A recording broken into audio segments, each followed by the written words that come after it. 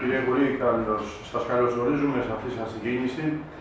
Ήθελα να μου πείτε ποια οικονομία στον κόσμο στηρίζεται σε όνειρα και ποια είναι η εγγύηση της διαφάνειας για τον πολίτη όταν αυτή τη στιγμή ξέρουμε πολύ καλά το τι συμβαίνει στο Δήμο, ξέρουμε πολύ καλά τι συμβαίνει στην Ελλάδα, ξέρουμε πολύ καλά τι συμβαίνει στην Βουλή, όταν τα κόμματα όλα της Βουλής χρωστάνε εκατομμύρια στις τράπεζες.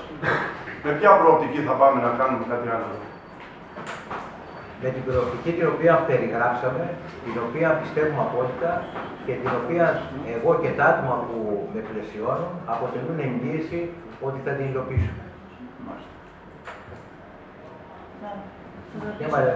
Λοιπόν, σχετικά με το συνδυασμό σας, από ό,τι κατάλαβα, γίνεται ένα κάλεσμα στήριξης μιας ομάδας ατόμων που ήδη υπάρχει. Θέλετε να την εμπλουτίσετε? Και να ρωτήσω αν μεταξύ αυτών που σας στηρίζουν, επειδή κατά κύριο να ακουστεί διάφορα, υπάρχουν και πρόσωπα που ήρθαν κατά το παρελθόν υπηρετήσει την τοπική αυτοδιοίκηση και είχαν ασκήσει και διοίκηση. Λοιπόν, ήταν δική μας παράληψη να μην αρχίσουμε με μια σύντομη ιστορική αναδρομή της ίδιας της δημοτικής κίνησης. Η δημοτική κίνηση ουσιαστικά άρχισε να σχηματοποιείται πριν απ' όλα στο μυαλό μας από τα μέσα Μαΐου. Στη συνέχεια, με πρωτοβουλία διαφόρων συμπολιτών μας, άρχισε να λαμβάνει σάρκα και οστά. Δηλαδή, συναντηθήκαμε. Η πρώτη συνάντηση έγινε στις 31 Ιουλίου στο Παλατίνο, όπου εκεί ανακοινώσαμε το σχέδιο της ιδρυτικής μας πράξης. Βασικά ανακοινώσαμε τις βασικές αρχές. Στη συγκέντρωση του Παλατίνου, που ήταν περίπου 120 άτομα, έγινε ένας πλούσιος διάλογος και πάνω στις βασικές αρχές, σαν σχέδιο εισήγηση που ανακοινώσαμε, έγιναν παρατηρήσεις. Αυτές οι παρατηρήσεις έχουν ενσωματωθεί και το επόμενο χρονικό διάστημα η ιδρυτική διακήρυξη με τις βασικές αρχές και τις βασικές μας θέσεις από αυτή την επεξεργασία θα δημοσιοποιηθεί. Δηλαδή θα ακολουθήσει το χάρτη. Στη συνέχεια έγιναν ομάδες εργασίας. Αυτή τη στιγμή υπάρχουν 5 ομάδες εργασίας, οι οποίες δουλεύουν το πρόγραμμα, δουλεύουν τα οργανωτικά ζητήματα, κάνουν την απαραίτητη εκπλήρωση, δουλεύουν θέματα οικονομικά και νομικά, ως επίσης και θέματα πολιτικού προβληματισμού. Και αναφέρομαι αυτό σαν απάντηση ότι προσπαθούμε να παραγάγουμε πολιτική, από αυτό στο σχόλιο του Βασίλη, στην ημέρα της Άκτος, να παραγάγουμε πολιτική εγχώρια ζακηθινή, χωρίς να είναι αντιγραφή. Έτσι λοιπόν, Μαλένα, φτάσαμε σε ένα σημείο όπου η δημοτική κίνηση, ζακηθινή αναγέννηση, έχει αποκτήσει όλες τις απαραίτητες προϋποθέσεις, δηλαδή πριν απ' όλα έχει αποκτήσει χώρο, τα γραφεία μας είναι Κουτούρη 49, έχει αποκτήσει την απαραίτητη υποδομή για επικοινωνία μέσω του site και του email και λοιπά, το οποίο θα σας δώσουμε, και είναι καιρός να καλέσουμε τους Ζακυνθινούς να πλαισιώσουν, με άλλα λόγια να πυκνώσουν τις γραμμές της δημοτικής κίνησης. Δεν ξέρω αν σας απάντησα. Άρα ο συνδυασμός ακόμα δεν είναι έτοιμος, το πω πολύ απλά. Αν και εφόσον υπάρχει βέβαια, γιατί εκκρεμεί και ο... Να πω κάτι πάνω στο συνδυασμό. Αυτή τη στιγμή, ήδη από το κάλεσμα, φάνηκε ότι η δημοτική κίνηση έχει την ευθύνη κατάρτισης του προγράμματος που θα γίνει με διαβούλευση με τους πολίτες και τους φορείς και την κατάρτιση του ψηφοδελτίου, η οποία κατάρτιση του ψηφοδελτίου θα είναι αποκλειστικά ευθύνη δική μου ως επικεφαλής και της δημοτικής κίνησης. Αλλά σε αυτή την κατάρτιση του ψηφοδελτίου, ως επίσης και την κατάρτιση του προγράμματος, θα αποφύγουμε παραγωνισμούς, συμβολήσεις, συνεργασίες τελευταίας στιγμής, άλλους εναγκαλισμούς κομματικούς ή οικονομικούς. Μας ενδιαφέρει το ψηφοδέλτιο να φέρνει το νέο. Δεν μας ενδιαφέρει κάποιος ο οποίος φέρνει ψήφους, όσο να φέρνει ιδέες. Γιατί εκείνος που φέρνει ψήφους πρέπει να ξέρετε διώχνει και ψήφους. Και να το δώσουμε στην κυρία Τετράδη. Κύριε Κουρί, να σας συγχαρώ για αυτή σας την πρωτοβουλία και να σας εύχομαι καλή επιτυχία άμα την ανάρτηση της κίνησης αυτής. Τις ευχές χρειαζόμαστε, αλλά την υποστήριξή σας ακόμα περισσότερο. Εμείς είμαστε αντικειμενικοί όσο μπορούμε. Όμως στα πλαίσια της αντικειμενικότητας θα έχετε και τη στήριξή μας. Θα ήθελα να σας ρωτήσω το εξής. Ο κόσμος διαρωτάται, θα περίμενε σήμερα σε αυτή τη συνέντευξη που παραχωρείτε, να αναφέρετε ονόματα, να αναφέρετε το συνδυασμό σας, ότι τον έχετε καταρτήσει. Άλλωστε αυτό είχαμε καταλάβει, γιατί μας σας το αναφέρω αυτά, αναφέρετε οι απορίες του κόσμου, έτσι. Αυτό τι σημαίνει, ότι υπάρχουν πολλοί που θέλουν να συμμετέχουν στο συνδυασμό σας και ακόμα δεν έχετε σκεφτεί ποιους θα επιλέξετε να συμμετέχουν, ή δεν κατέστη να τον καταρτήσετε? Τίποτα από όλα αυτά. Και πότε, με συγχωρείτε, και πότε θα μας δώσετε ονόματα?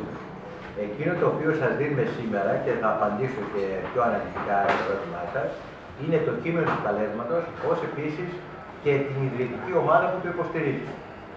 Μιλάμε για περίπου 80 ονόματα, τα οποία 80 ονόματα αποτελούν τα ιδρυτικά μέλη της κίνησης. Η ταυτότητα τους αυτή δεν ταυτίζεται με την ταυτότητα του υποψηφίου στο μελλοντικό ανακαταρτιστή ψηφοδέλτιο. Θα είναι μέσα από αυτά τα άτομα. Πολύ πιθανόν.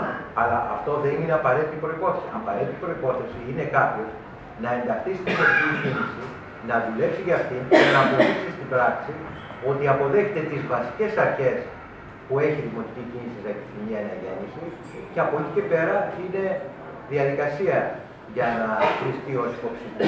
Θα δώσετε ονόματα των ιδρυτικών μελών? Βεβαίως. Αυτό είπα, ότι έχουμε το κείμενο και τα ονόματα, τα οποία μπορείτε να τα πάρετε σε έντυπη μορφή και μέχρι τις 3 θα τα έχετε και σε ηλεκτρονική. Άρα το συμπέρασμα της ερώτησης, για να καταλήγουμε κάπου, οδηγεί στο εξής, ότι ενεργοί πολίτες συμμετέχουν στη δημοτική κίνηση, αποδέχονται τις βασικές αρχές, και αυτό είναι η βασική προϋπόθεση, εργαζόμενοι μέσα από τις γραμμές της δημοτικής κίνησης για την αναγέννηση, διεκδικούν το τίτλο του υποψηφίου δημοτικού συμβούλου.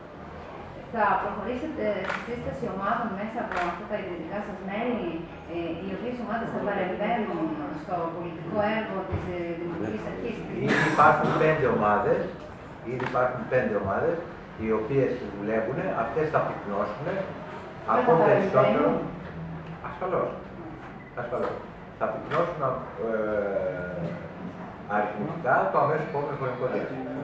Μέχρι αυτή τη στιγμή γνωρίζουμε ότι υπάρχει μόνο η στήριξη από το ΣΥΡΙΖΑ, την έχει εκφράσει και η Νομαρχιακή Επιτροπή αλλά και ο ίδιος ο βουλευτής.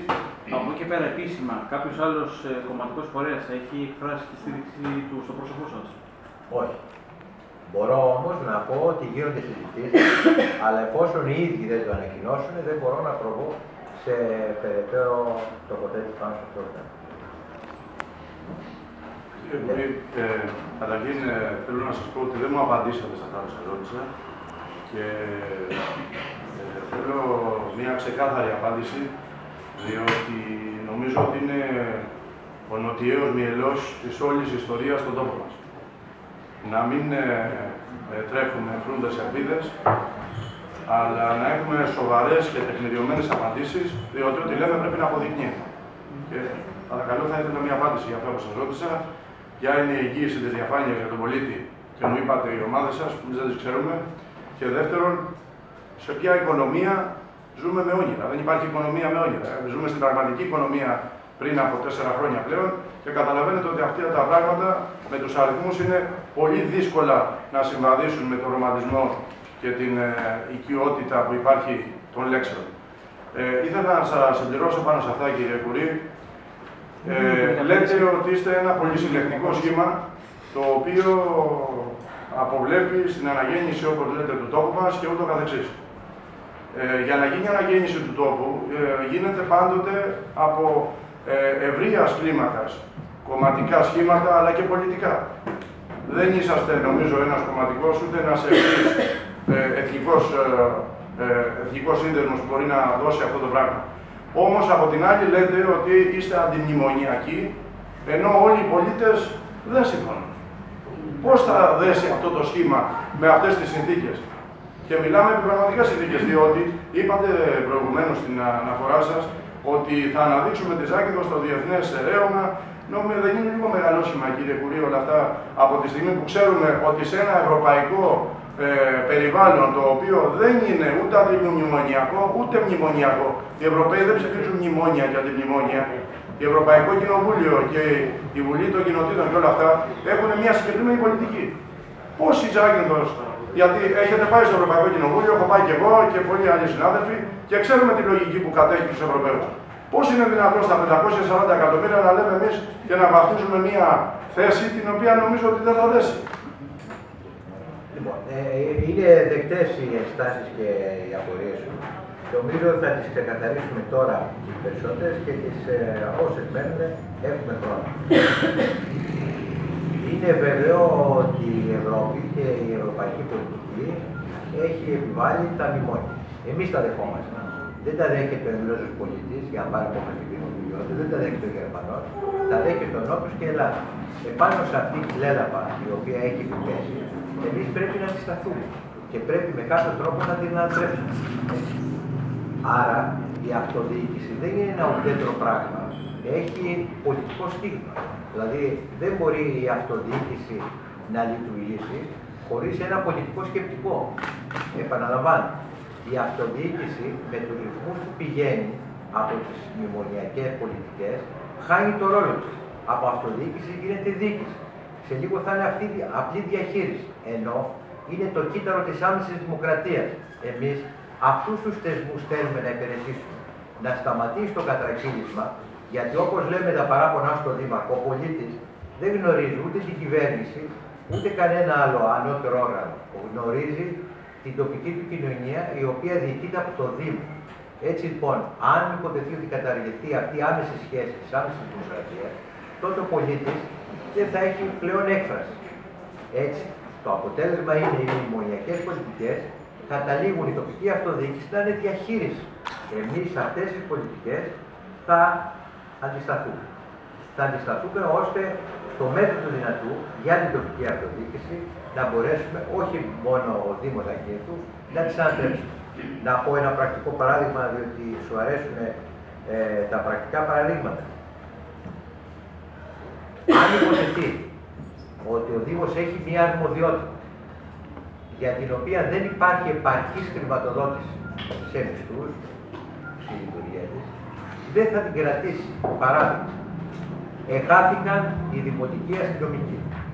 Η χρησιμότητά τους ήταν αποδεδειγμένη. Χάθηκαν οι σχολικοί φύλακες. Εάν υποτεθεί λοιπόν συμβεί κάτι ανάλογο και έχει αρμοδιότητες ο Δήμος χωρίς επαρκή χρηματοδότηση σε μέσα και πόρους, δεν έχει έννοια. Ας το κάνει κεντρική διοίκηση. Καταργεί δηλαδή το κύτταρο της αυτοδιοίκησης. Είναι φανερό. Με αυτές τις προσεγγίσεις λέμε ότι θα σταθούμε στο Δήμο. Θεωρείτε ότι οι υπάλληλοι στο Δήμο Ζακύνθου είναι υπέρμετροι, δηλαδή είναι περισσότεροι από όσο πρέπει? Αυτό δεν το γνωρίζω πριν αναλάβουμε το Δήμο. Αλλά εκείνο το οποίο αντιλαμβάνουμε είναι ότι ο Δήμος με το συγκεντρωτικό νόμο του Καλλικράτη έχει τόσες αρμοδιότητες ώστε κανείς δεν ξέρει αν είναι λιγότεροι ή περισσότεροι από αυτούς που χρειάζονται. Έχει αρμοδιότητες οι οποίες προηγουμένως ήταν στην περιφέρεια, σε αποκεντρωμένη διοίκηση, στην ομαρχία, σε διευθύνσεις, υπουργείων κλπ. Δηλαδή εννοείται ότι υπάρχει αδιαφάνεια στο Δήμο. Αυτή τη στιγμή εννοείται ότι υπάρχει αδιαφάνεια. Δηλαδή δεν ξέρουμε ποιο δουλεύει, τι δουλειά κάνει, πόσα προσφέρει, τι προσφέρει. Δεν το ξέρουμε αυτό. Λοιπόν, δεν το τοποθετώ έτσι, δεν το γνωρίζω.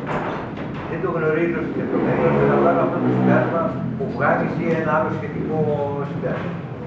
Δεν το γνωρίζω.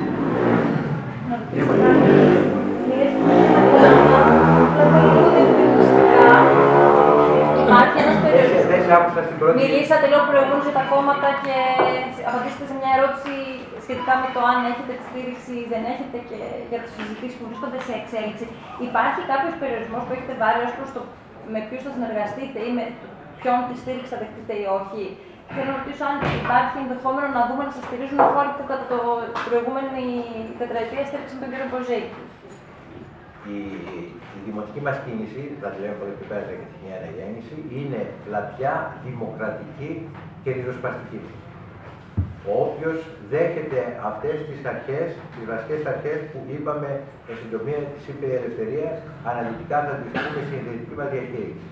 Και δεν τον βαρύνουν συμπεριφορές αντίθετες με αυτές τις αρχές, προφανώς είναι παραδεχόμενο. Δεν μιλάω για πρόσωπα, μιλάω για τα κόμματα, κύριε Κουρή. Τώρα αυτό που λέτε μπορεί να ισχύει για κάποιο πρόσωπο που να μην το βαρέσει συμπεριφορά. Ένα πολιτικό χώρο. ένας πολιτικός χώρος είναι πολύ δύσκολο να απαντήσω, διότι είναι θέμα της ίδιας της δημοτικής κίνησης, εντάξει, και της δυναμικής, η οποία θα... Αυτό δεν θα πει ότι θα είναι ευκαιριακό. Άρα, οπότε δεν μπορείτε να μου απαντήσετε τώρα αν έχουν μπει περιορισμοί ή αν θα μπουν. Ανάλογα, φαντάζομαι, βλέποντα και κάνοντα, το έχω καταλάβει σωστά. Δεν είναι βλέποντα και κάνοντα, έχουμε συγκεκριμένες βασικές αρχές. Στο πολιτικό επίπεδο είναι αντιμνημονιακό. Αν, ας πούμε, σας θέλει να στηρίξει το ΠΑΣΟΚ, παραδείγματι, ή η Δημοκρατική Αριστερά. Η οικολογική πράσινη. Εσείς έχετε βάλει κάποιο περιορισμό και λέτε ότι εμείς δεν δεχόμαστε από αυτούς τη στήριξη. Απάντησα. Ότι εφόσον δέχονται τις βασικές μας αρχές, όπου στο πολιτικό επίπεδο είναι ο αντιμνημονιακός χαρακτήρας, η κίνησή μας είναι πλατεία δημοκρατική, ριζοσπαστική, συμμετοχική κλπ. Με αντιμνημονιακό χαρακτήρα. Τώρα θα ρωτήσω το εξής, για παράδειγμα. Χωρίς να θέλω να μιλήσω, αλλά θα πρέπει να μιλήσω συγκεκριμένα για κόμμα. Η Δημοκρατική Αριστερά, για παράδειγμα, η οποία οι βουλευτές της, οι εκπρόσωποι της στη Βουλή είχαν μια συγκεκριμένη στάση, έχουν ψηφίσει συγκεκριμένους νόμους κτλ. Παρ' όλα αυτά, το κόμμα ως κόμμα θέλει να στηρίξει την κίνησή σας. Εκεί μπαίνει περιορισμός. Επαναλαμβάνω πάλι και δεν ξέρω αν δεν έχω καταλάβει την ερώτηση ή δεν έχει γίνει κατανοητή απάντηση. Μου απαντάτε λίγο για αυτό. Αν δεν μπορεί το κόμμα να απαντήσετε συγκεκριμένα. Όχι καθόλου. Υπάρχουν από τώρα αρχές. Έχει φυσιογνωμία η δημοτική κίνηση, η αναγέννηση, και ένα από τα βασικά χαρακτηριστικά της φυσιογνωμίας είναι ότι ο αντιμνημονιακός χαρακτήρας. Όποιος δέχεται αυτά τα χαρακτηριστικά και άλλα. Κύριε Υπουργέ, να συμπληρώσω στη συνάδελφο. Πες ότι αύριο το πρωί σας ψηφίζουν οι Ζακυνθινοί, όσοι ψηφίσουν, γιατί το προηγούμενο παράδειγμα ήταν 70% από εκεί και 30% ψήφισαν από τους ψηφοφόρους. Πες ότι εκλέγεστε. Και έχετε απέναντί σας δημοτικούς συμβούλιους, οι οποίοι είναι η μεγαλύτερη πλειοψηφία Νέα Δημοκρατία, δεύτερη πλειοψηφία ΠΑΣΟΚ και τρίτη πλειοψηφία ένα μέρος της Χρυσής Αυγής ή οποιαδήποτε άλλο κόμμα. Και έχετε ένα-δύο συμβούλους. Τι θα κάνετε εκεί, ποια είναι η λύση, τι θα προτείνετε. Δεν ψηφίστηκε αυτό. Μισό λεπτό, παιδιά. Δεν το ξέρουμε ακόμα. Νομίζω ότι θα κάνω ό,τι έκανα τώρα. Αναλυτικά προσπάθησα να σας πείσω ότι η προσπάθειά μας έχει αποτέλεσμα. Θα πιστούν και εκείνοι. Δεν πρόκειται να διαφωνήσουν σε εκείνα τα οποία αποτελούν και θα αποτελούν στοιχεία στο πρόγραμμα. Στηρίζεστε στο προσωπικό σας προφίλ. Στη φυσιογνωμία. Όχι στο κομματικό που υπηρετείτε αυτό. Είναι δύο διαφορετικά πράγματα. Επειδή, Άγγελε, το έχεις να κάνει αυτή τη συζήτηση και μου είπες ότι αν καταθέσω την κομματική μου ταυτότητα θα αρχίζουν να συρρίζουν οι Ζακυνθινοί, θέλω να πληροφορήσω το εξής. Δεν μπορώ να καταθέσω κομματική ταυτότητα γιατί δεν έχω. Μακάρι να ήταν τόσο εύκολη λύση. Έχω όμως πολιτικά πιστεύω, τα οποία αντλούν τη δυναμική τους από τον αριστερό ριζοσπαστισμό. Άρα στο προφίλ σας πάνω. Επαναλαμβάνω, κομματική ταυτότητα δεν μπορώ να καταθέσω διότι δεν έχω. Έχω όμως πολιτικά πιστεύω, τα οποία ουδέποτε απέκρυψα και είναι γνωστά στους συμπολίτες μας και αυτά τα πολιτικά χαρακτηριστικά αντλούν δυναμική από τον αριστερό ριζοσπαστισμό. Δεν έχω τίποτα άλλο να πω.